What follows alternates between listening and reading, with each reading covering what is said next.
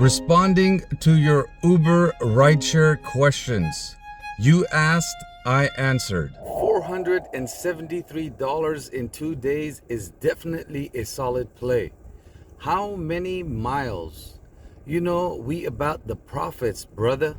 My friend Jeff Watts, that was $473 in 1 day. On April 26th, I was driving in Palm Springs. And to answer your question, brother, 251 miles. By the way, I love your content and you inspire me. I don't understand why people do DoorDash or Uber gig economy jobs. I always see the numbers make out to be less than it is worth. These companies will always win against the people doing the actual work. Kisiki Namahu, you are absolutely right. The middleman always makes the money in pharmaceutical industry and also in greedy corporations like this. But why do we do DoorDash? Why do we do gig work? Well, think about it. We've got the freedom to have our own time. We can work in the morning, we can work in the afternoon, we can work at night. Right now, it's around 3:30 p.m. on a Monday, and I'm sitting here recording videos for my YouTube channel that I'll be able to share with you tomorrow. And the number one reason why we do work like this is so we can grow our business on the side. If you guys aren't working on your business or you're not working on something else, good luck, because Waymo is coming, artificial intelligence is coming, and you're going to be in trouble. And remember, Uncle Uber warned you well ahead of time. Do you start the same time every day, or does it depend how the surges are looking? The time that I start is slightly different depending on the day. Let me break it down for you, and then we'll talk about the surge, because they kind of go hand in hand. Today, Monday morning, I started at 7:30 because I know where I'm at in Menifee in Riverside County. There is a hospital that's for rehabilitation, and normally around 7:30 in the morning they have reservations. So I got up at 7 o'clock, I turned the app on, I picked up the passenger, dropped him off to San Bernardino. From there, I went to Ontario Airport and hustled and made $146. This is on a Monday. Tuesday, Wednesdays, and Thursdays, I like to get up early. 4 in the morning, meditate, pray, maybe do a little bit of a walk, definitely take a shower, and then I want to be out of the house by 5:30 in the morning. But I'll turn the app on and I'll check. Get up at 4:30 in the morning, see if it's surging. If it's not surging, I can take my time. Then I'll check it at 5 o'clock in the morning. I'll check it at 5:30 in the morning. The moment Uber gives me a ride and it's worth it for me to leave, I'll bounce out and I'll start driving. Friday, Saturday, and Sunday, I take it a little bit easy because Friday, it's always busy, right? No matter what. Saturday, it's always busy no matter what. Sunday, absolutely the same exact thing. And actually, Saturdays and Sundays, I like to sleep in a little bit. So I'll get up around 7 and I'll slowly crawl out around 8 or 9 o'clock in the morning. Now, let's talk about the surge. The way I utilize the surge is if I turn the app on at 4:30 in the morning and it's surging, I pay attention to where the surge is. And depending on where the surge is, that's the direction I want to go. Unless you are around 10 minutes, 5 miles away, you're not going to be able to hit the surge. But you're looking for that pocket. One surge here, one surge here, one surge here. Then it gives you an idea. Like even if you go in that direction, whether you get the passenger or whether you get the surge or not, it's okay. Because there's a lot of opportunities that are going to be there. Uber's going to treat it like a carrot in front of the stick. Or somebody said it once in my comment, Uber is all stick, no carrot. But my point is this, just use the surge as a guide to tell you in which direction you should go. Like today in the morning when I woke up, I was again in Menifee, right, which is Riverside County. I turned the app on and I noticed the surge was at 3 locations going north. So that's the direction I'm going to go to pick up my passenger. At this point, it makes no sense to go south, east, or west. Why? Because the least amount of drivers are north of you. And then again, once you drop the passenger off, make sure you have UberX turned off. Look, If a search pops somewhere else, use that as a guide to see which direction you should go. And luckily, there's times where I'll show you a video that I'll make where I'm very close to a surge and I cause the surge to go from $1 to $5 to $10. And if you want to see that video, let me know in the comments. In fact, I'll make a whole video on how you should chase the surge. There's 5 different ways that, I chase the surge. Sorry for the long answer. You got me excited. Please, can you do a video on destination mode and how it works and how long you wait to get the trip with it?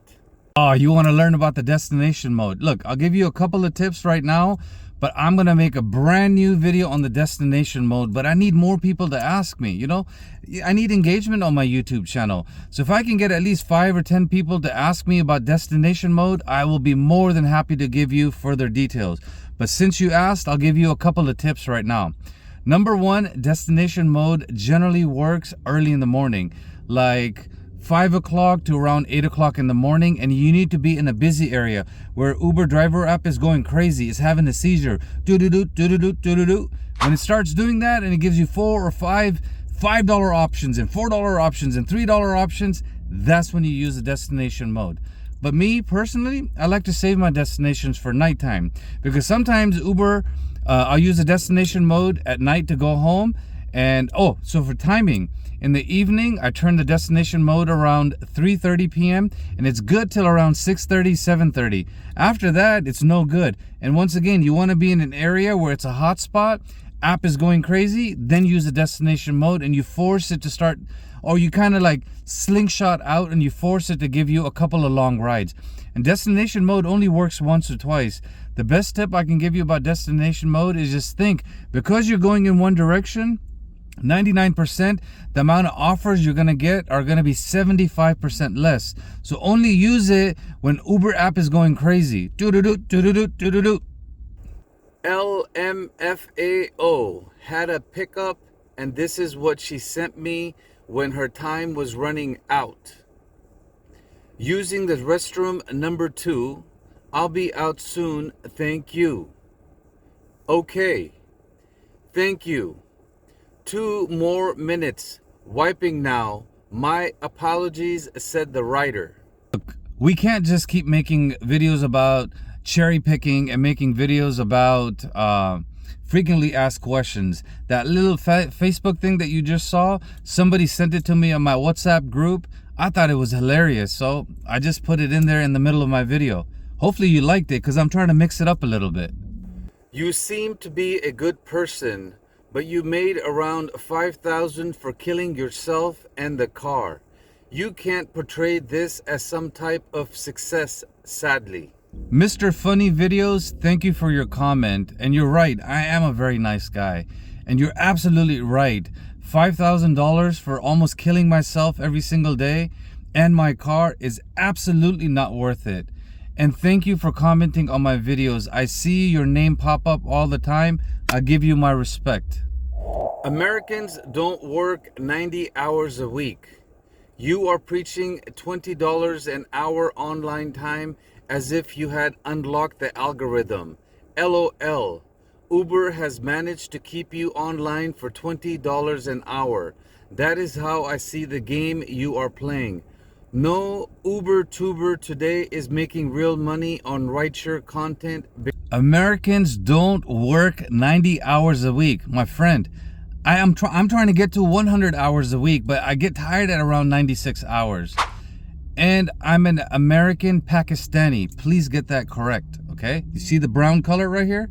Now, thank you for your comment. I know you're a troll and you've been trolling, but remember to subscribe because I need comments like this to check myself and see if I'm in the present moment or if I'm going to go off on you. And you called me or you said something like a Uber tuber doesn't make that kind of money or even $20 an hour. Dude, you're absolutely right, but you're giving us too much credit. We don't make $20 an hour. We don't even make $15 an hour. We don't even make $13 an hour. We actually make $10 an hour at the end of the day once we pay off our expenses.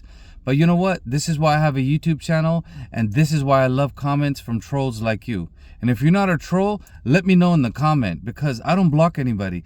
I love to use it to see if my energy is good or, I'm having a bad day. Hi, my husband and I are new Uber drivers about a month and are confused about acceptance ratings to get to gold. We've experimented with not hitting the X to decline an order/ride to see if it affects it, which we found out does and drops our acceptance rate each time. So we feel, well, never get to gold. And others, if we don't accept even the backward offers, we drive in Chaney, Wyoming. Well, congratulations that you and your husband are driving Uber, but remember, it's a bandage, it's temporary. And acceptance rates is bullshit. It means nothing. This is just a way for Uber to gamify and kind of stress you out and stress your husband out unnecessarily, right? Look, most of us veteran drivers that have been driving for over 5.5 years, we don't give a shit about acceptance rate.